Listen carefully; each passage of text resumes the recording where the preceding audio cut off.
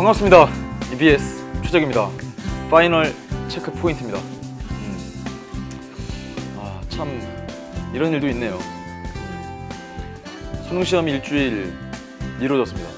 그럼에도 불구하고 선생님이 느끼는 그 당혹스러움, 그리고 여러분도 참 많이 당혹했을 것 같습니다. 그런데 오히려 선생님보다 더욱더 의연하게 남은 기간 동안 잘 정리하면 더 좋은 결과 있지 않을까. 오히려 선생님을 다독거리는, 야, 대단합니다, 우리 제자들. 그래서 또 선생님도 나름의 선물을 준비했습니다. 우리 EBS가 끝까지 여러분과 함께 할 테니까 이 시간 잘 활용해서 어디까지 되어 있고 앞으로 남은 기간, 뭐 또 길다면 긴 시간입니다. 또 짧다면 또 아주 짧은 시간이겠습니다만, 그래도 잘 생각해 보세요. 50점 만점입니다.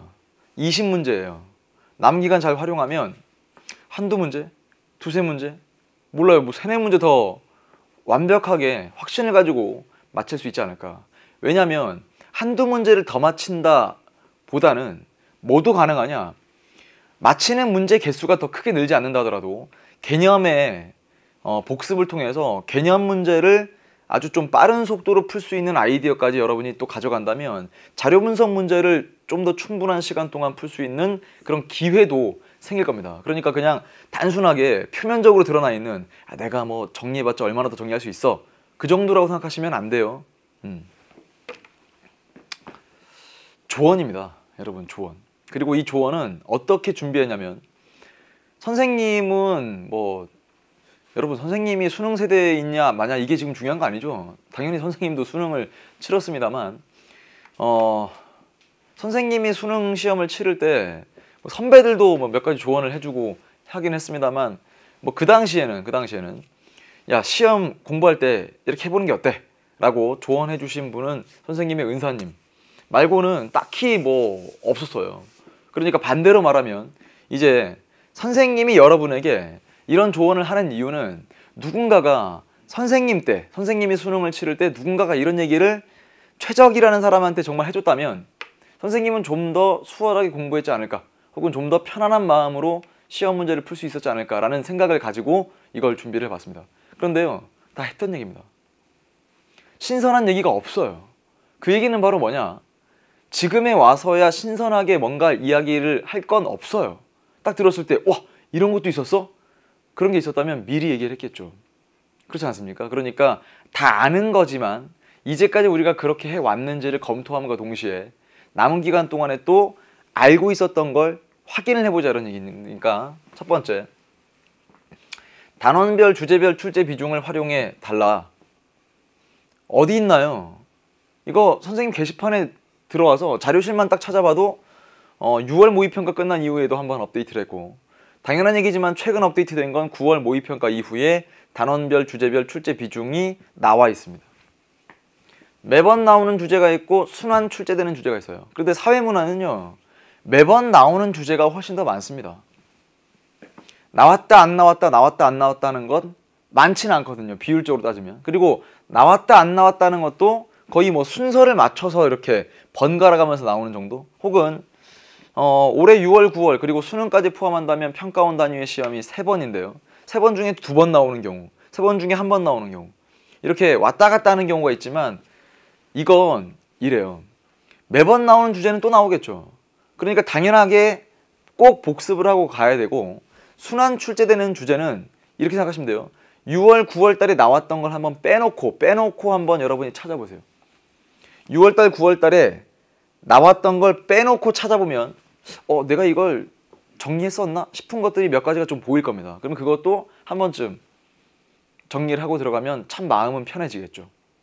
예를 들면 뭐 1번 문제의 자연현상과 사회문화현상을 비교하는 문제, 혹은 20번 문제의 계층 관련된 자료 분석 문제, 뭐 또는 양적 연구, 질적 연구의 어떤 특징을 비교하는 것, 뭐 혹은 양적 연구의 절차를 묻는 그런 문제, 그건 큼직한 범위로 이야기해서 연구 방법 이러면 그건 당연히 나오죠.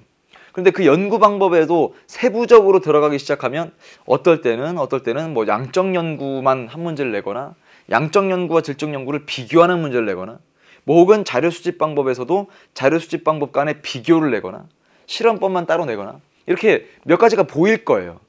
이걸 한 번쯤 여러분이 직접 정리를 하다 보면 아 그래 6월달은 이거 나왔구나, 9월달은 이게 나왔네, 매번 나오네, 그럼 당연히 정리하는 거고, 6월달은 이거 나오고 9월달은 이거 나왔으니까 11월달은 모르지만, 수능날은 모르지만 이렇게 나왔던 거니까 다른 주제 한번 연습해볼까 하면서 그걸 기회 삼아서 다시 보자는 얘기입니다. 개념의 폴더를 정리해달라. 뭐 굳이 마인드맵이라는 표현을 쓰지 않아도 선생님이 중간중간에 뭐 개념 폴더 이런 얘기를 한 적이 있을 겁니다.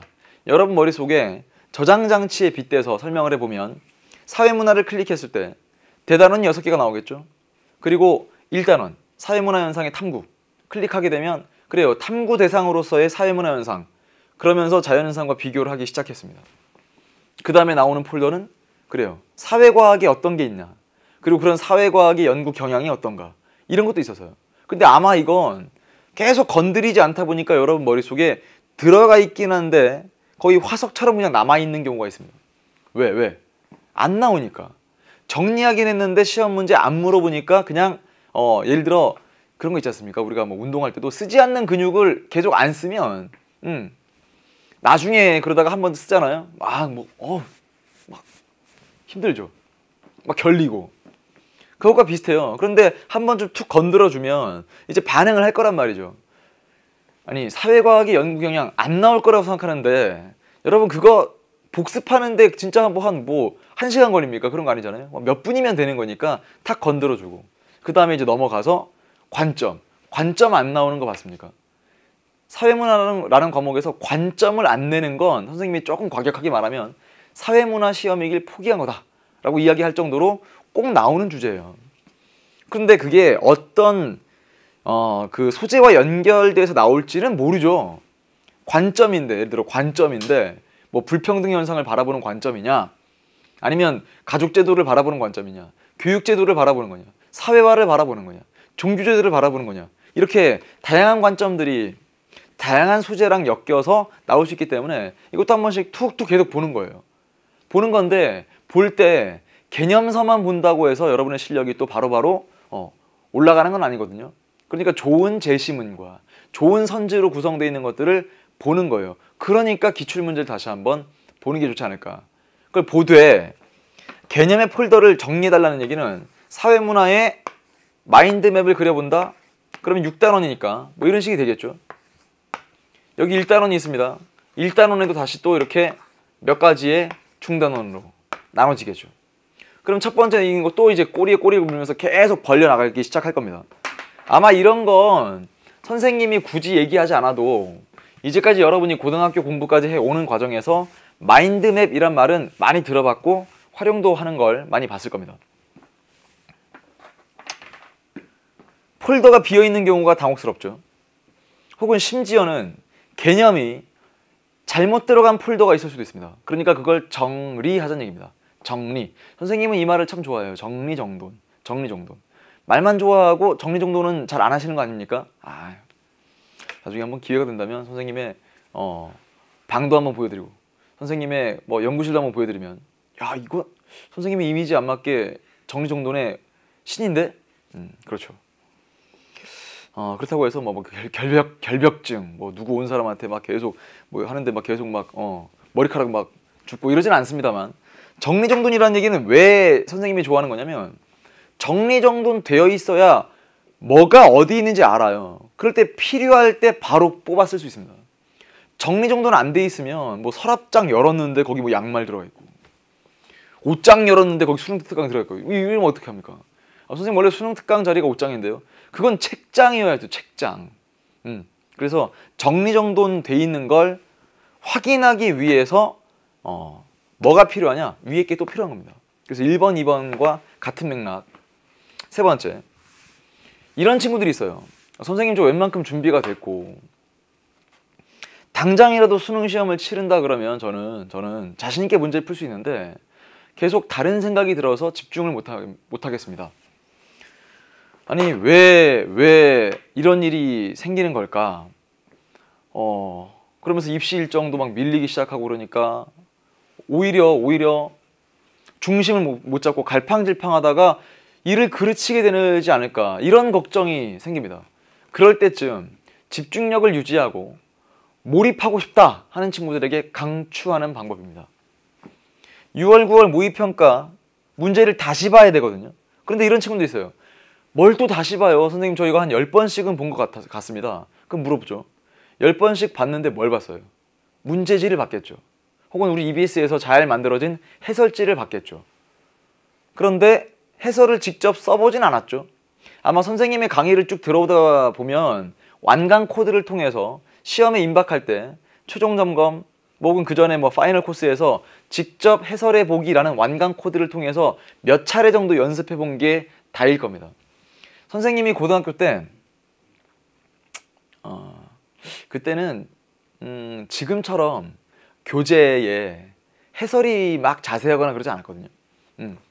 아예 선생님이 중학교 때는 책에 해설이라는 건 없었던 것 같습니다. 그냥 정답만 뒤에 실려 있었어요. 정답만. 그러다가 이제 고등학교 넘어오다 보니까 이제 수학이란 과목부터 해설지가 자세하게 만들어지기 시작하고 사회탐구라는 과목에도 해설지가 자세한 책들을 친구들이 찾아서 봤던. 근데 그게 많지 않기 때문에 어떻게 했냐면 친구들 몇 명이서 나눠서 해설을 직접 쓰고 그렇게 선생님이 쓴 해설, 다른 친구가 쓴 해설을 돌려봤던 그런 기억이 있어요. 그런데 그걸 하다 보면 어느 순간 선생님한테 책임이 돼요. 책임. 의무가 돼요. 야, 너 언제까지 써오기로 했는데 왜 안 써오냐? 그러면 아유, 써야지. 대충 쓰면 안 되죠. 대충 쓰면 친구들한테 또 한 소리 들을 거니까. 그리고 대충 쓰면 다른 친구가 정성 들여 쓴 그 해설지를 보기가 참 민망합니다. 왜? 선생님은 대충 쓰고 다른 친구가 자세하게 써오면 미안하기도 하잖아요. 그러니까 최대한 자세하게 써요. 그래서 그걸 돌려봅니다. 돌려보다 보면 어떤 친구가 와서 야, 이거 이렇게 해설 쓸 건 좀 아닌 것 같지 않냐? 그럼 보다가 왜? 이렇게 하면서 실력이 늘었던 기억이 있거든요. 근데 그걸 지금 당장 해보라는 건 이걸 지금에 와서야 여러분한테 추천하는 방법이 아니라 그전에도 이런 얘기는 자주 해왔거든요. 그런데 마지막에 자기가 흔들릴 것 같다. 시간이 촉박한데 무엇을 해야 될지 모르겠고 갈팡질팡한다. 그런 친구들한테 딱 이 40문제에 대한 해설을 직접 달길 권합니다. 그러면 다른 생각 들지 않아요. 딴 생각이 안 들고 온전하게 그 문제에만 집중할 수 있지 않을까. 연계 교재를 정리하고 싶죠? 선생님 수능 특강에 있는 문제도 한 250문제, 수능 완성에 있는 것도 한 250문제, 다 합쳐서 500문제인데 이걸 남은 기간 동안 다 풀라니요. 에이, 그러지 마세요. 남은 기간 동안 새 책을 사서 다시 풀라는 이야기가 아니고 여러분이 다 풀어져 있다면 오답 정리를 해달라는 얘기입니다. 오답 정리. 그런데 이런 얘기를 또 해요. 선생님 오답 정리하는 것도 이미 다 끝냈는데 봤던 책도 보고 봤던 책도 보다 보니 제가 다 아는 것 같다는 착각에 빠집니다. 그럴 때 활용해달라고 수능 특강 서머리에 보면 수능 특강 문제로 구성된 모의고사가 실려 있습니다. 자료실에 가면 이 연계 최종 점검 강의에 가면 수능 완성 문제로 구성되어 있는 또 모의고사 형태로 복습할 수 있도록 하는 자료가 올라가 있거든요. 그 강의를 다 들으면 좋겠지만 그게 아니라면 내려받기 하셔서 인쇄한 뒤에 출력한 뒤에 그걸 또 풀어봅니다. 그런데 선생님이 다시 도전하는 친구들한테, 즉 공부가 2번, 3번 돼 있는 친구들한테도 그 문제를 똑같이 풀려봤거든요. 그래도 틀려요. 그래도 틀립니다. 그건 그 수험생들이 실력이 부족해서 그런 건 아닙니까? 과연 그럴까요? 과연 그럴까요? 그렇다기보다는 익숙한 건데도 틀릴 수 있다는 가능성이 열림으로써 좀 더 자기 실력에 대한 객관적인 접근, 내가 아직은 좀 더 부족하구나. 그래서 그걸 틀린 친구들은 뭐야 나 왜 또 틀려, 기분 상해해서 끝나는 게 아니라 내가 이거 틀렸으니까 그 틀린 부분을 또 찾아보거든요. 그러니까 여기에 관련된 자료를 내려받기에서 풀어보란 얘기는요, 풀어서 틀려라 이런 얘기 아니라 틀린 걸 다시 찾아보겠다 해서 찾아볼 수 있는 기회를 마련해 보자는 얘기입니다. 시험장 가면 정말 생소하거나 아주 새로운 것 때문에 여러분이 그것 때문에 문제를 틀린다기보다는요, 이거 봤던 건데 이미 나 이거 했던 건데 그런 것 때문에 그게 그게 덜 익어서 문제를 틀리는 경우가 있지, 아주 생소한 것 때문에 틀리는 것보다는 아까 이야기했던 것처럼 익숙한 것 때문에 틀리는 경우가 더 비율적으로 많다. 5번. EBS 실전 모의고사로 마무리. 사회문화는 생활과윤리랑 마찬가지인데 이 두 과목은 선택자가 많다 보니까 시중 출판사들 뭐 혹은 어떤 기관에서 뭐 혹은 뭐 요새 보니까 뭐 개인들도 사회문화에 대한 문제를 막 냅니다. 그런 문제들도 좋은 문제들 참 많아요. 그런데 그게 우선순위인가? 즉 아직도 EBS 실전 모의고사, 자 선생님이 실전 모의고사라고 말씀드렸습니다. 실전 모의고사가 몇 회분 있냐면 올해 것만 해도 올해 수능 완성 뒤에 5회분, 그리고 또 파이널도 있었지 않습니까? 그리고 또 봉투 모의고사까지 있어요. 이거 다 합쳐보세요. 몇 회분인지. 이거 다 합치면 20회분 됩니다. 20회분. 와, 그러면 20회분을 아직도 안 풀어봤다. 그래요. 대체로 보면 수능 완성 뒤에 있는 실전 모의고사 5회분은 거의 다 풉니다. 그런데 뒤에 있는 뭐 봉투 모의고사와 뭐 혹은 넘기는 책 형태로 나와 있는 파이널 책 아직 안 풀어봤다는 친구들이 있다면 그것도 안 푼 친구가 다른 문제를 구해서 푸는 건 선생님 생각으로는 별로 바람직하지 않습니다. 그건 EBS의 선생님이어서 그런 게 아니라 선생님이 EBS 사회문화 대표 강사 최적이 아니라 그냥 수험생 최적이었다 그러면 선생님은 이거 먼저 풀었습니다. 확실해요. 이거 먼저 풀었어요. 이걸 다 풀고 나서 다른 문제를 찾으면 찾았지 이게 안 돼 있는 상태에서 다른 문제에 손이 가진 않았을 겁니다. 그러면 이렇게 생각하세요. 선생님 저 이거 다 풀었어요 라고 하면 오답 정리하시고요. 오답 정리도 했어요. 그러면 그 다음엔 다른 문제를 고민하시죠. 선생님 저 이거 안 풀었어요. 그럼 이거 푸세요. 이거 다 풀었는데 오답 정리 아직 확실하게 못했어요. 그러면 오답 정리를 하시면 수능날이 옵니다. 뭔가 색다른 새로운 준비 방법이 있는 게 아니에요. 이 얘기를 해드리면 좀 더 와 닿겠습니까? 선생님이 다시 도전하는 친구들을 가르친다고 했죠. 거기서도 가장 잘하는 친구들을 강의하는데 그 친구들을 대상으로 강의하는데 오히려 그 친구들한테 이렇게 소개하면 군소리하지 않고 이 얘기를 딱 해요. 이대로 공부를 합니다. 왜 그럴까요? 왜 그럴까요? 예를 들면 그 전에 공부할 때는 자기가 예를 들은 겁니다. 오해하지 마시고 재학생일 때는 한두 번 시험 문제 만점 받은 경험이 있어요. 그러니까 자기 실력이 이제 만점이라고 생각을 하는 거예요. 자기 실력 자체가 만점이다. 그러니까 내가 만점까지 왔는데 좀 더 어려운 문제를 풀어봐야 되는 거 아닌가? 라고 그렇게 어려운 문제 풀이에 흉내만 냈다 이거죠. 오히려 아주 좋은 교재, 꼭 봐야 될 중요한 교재가 있었음에도 불구하고 그냥 어렵게만 나온 그런 문제들을 구해서 풀었다 이거죠. 그러니까 지금 다시 도전하는 입장에서는 그냥 선생님이 하라는 대로 하겠습니다. 그래서 이걸 풀어요. 여기서도 틀립니다. 그럼 와서 질문하고 선생님과 좀 질문하면서 좀 더 알아가는 게 있다면 또 복습하고 그런 용도로 쓰는 거예요. 항상 문제를 푸는 건 문제를 맞춰서 끝나는 게 아니라 내가 개념 정리를 했는데 그 개념을 제대로 알고 있는가, 시간 맞춰 풀 수 있는 능력이 나에게 있는가, 자료 분석이라고 한다면 자료 분석 문제를 풀 준비가 되어 있는가를 점검하기 위해서 하는 겁니다. 그러면 점검하기 위해서라면 이 문제를 넘어서는 좋은 문제는 아직 본 적이 없습니다. 그렇죠. 이거 먼저 하시길 바랍니다. 자료 분석 문제 두세 문제 나온다고 하죠. 아마 두 문제 나올 가능성이 더 커 보입니다. 그런데 세 문제가 나오면 어디서부터 더 큰 고민을 하셔야 되냐면 시간 부족의 그런 어려움을 호소할 거거든요. 근데 이것도 준비가 돼 있는 친구들, 선생님의 자료 분석 특강, 그 약점 공략 특강 다 들은 친구들은 자신 있게 대할 수 있는데 시간이 없는데 이 두 문제, 세 문제 중에 단 하나라도 먼저 마치고 싶다. 하나라도 확신을 가지고 마치고 싶다. 남은 기간 동안 준비해서 라고 한다면 계층 자료 분석 문제를 준비해 보세요. 왜냐면 이쪽은 고정되어 있고 문제가 상대적으로 정형화되어 있기 때문에 그렇습니다. 이건 계층 자료 분석 문제는 정형화되어 있다는 얘기는 무엇을 물어볼 건지가 명확해요. 상중하 이게 뭐 부모 자녀 세대를 비교할 수도 있고 어떤 뭐 두 시기를 비교할 수도 있는 건데 그걸 비교해서 얼마만큼 수직이동한 사람 그리고 남아있는 사람, 부모 자녀 비교한다면 세습된 사람 혹은 부모랑 자녀 비교했을 때 계층이 다른 사람, 이게 어떤지를 판단하고 그 각각 시기마다 계층 구조를 판단하는 거란 말이에요.